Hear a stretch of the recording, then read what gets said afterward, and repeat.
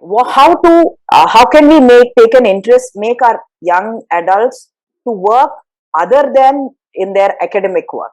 So even parents are giving opportunity to do work, but and ask them to involve themselves fully.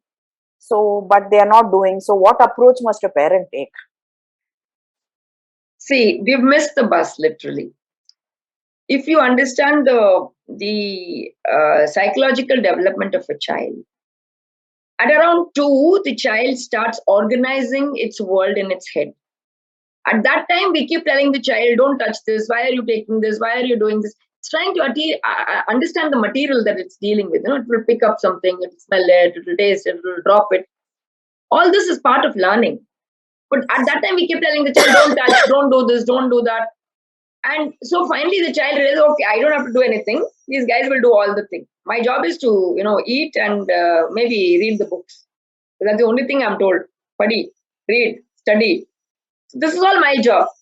After doing this for, like, say, 5 to 6 years, at the age of 10, you tell the child, okay, you're old enough now. Why don't you help me? Are till now, you helped yourself and you helped me also. No. Why should I help you? I don't see a need. You're still good. You still have 2 strong arms. Do it. Continue. So how do you, if you've done all this, you can't blame the child for this. The only possible way of going ahead is, again, talking to the child. So, okay, this is my situation. I did this. It was a mistake. I should have allowed you as a baby. I should have allowed you to do many things, and I would have been in a much better position. Honesty, it's the best way to deal with any situation. And now I find that, it's very difficult for me. I have some physical issues. I have some stress issues, and I need your help. Can you provide me with some help? If the child outright says no, then we really have to worry, because it means that there is no sensitivity left in the child. And that is a reflection of the fact that the child was not treated with sensitivity from the beginning. So it's reflecting what it has received. Then we really have to work on ourselves. Okay, at least now onwards, I will be more sensitive to my child. Instead of trying to blame the child for not doing this, not doing that, try to understand why the child is not doing it. So why you are not able to do it? Okay, why don't you keep your bag in the proper place? What is the problem? Is it physically heavy? You bring it up to here. Why can't you take it up to there? What is the problem with that? What is the issue? I'm trying to understand.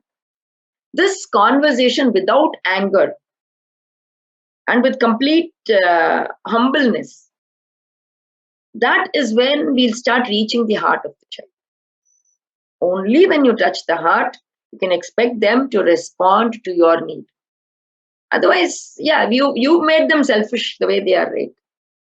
It's our attitude. So we have to fix that. It's a bitter medicine. Yes.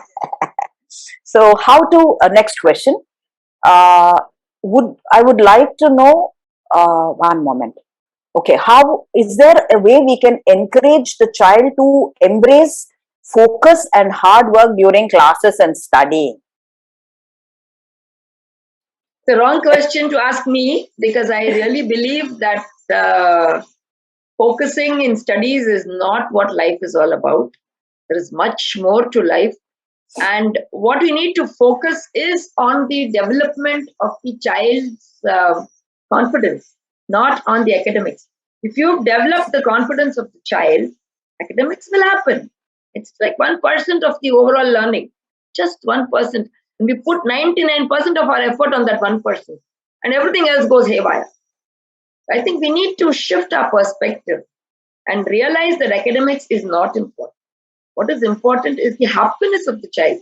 Have you ever, thought about it for a moment? Your most unhappy moment when you're asked to read something, will you enjoy it? Child is unhappy, completely distraught. And you're saying study, study, study. And you want focus, you want concentration also in that. What will the child do here? If our concern is the happiness of the child, we will be sensitive to the child. We will get cues from the child on how to go ahead. Okay, baby, this is the situation. You're 14 now, and now, you'll be having these exams. What do you want to do? Does it matter to you? Do you want to focus on it? You don't want to focus. What do you want to do? Instead of putting my dreams on the as a burden on the child's head, I have to see, what is the dream that this child is born with? What is this child's purpose on this planet? So our focus has to be not materialistic. It has to be altruistic. Otherwise, it's not going to work. How to make children self-driven, I always feel like a failure, as how much ever efforts we have been taking to initiate interest, our child does not seem to be self-driven. He's 6 years old. Yeah. When you start working on a child from 2 years old, then the child knows that he doesn't have to be self-driven because he's driven by you. So if you're taking the drive, how can you expect self-drive to blossom in a child?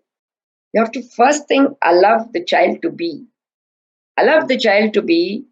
Involve the child in small activities in the house which are meaningful, like cooking, making your own dosa, making your own salad, making your own juice, washing your own plate, washing your own clothes.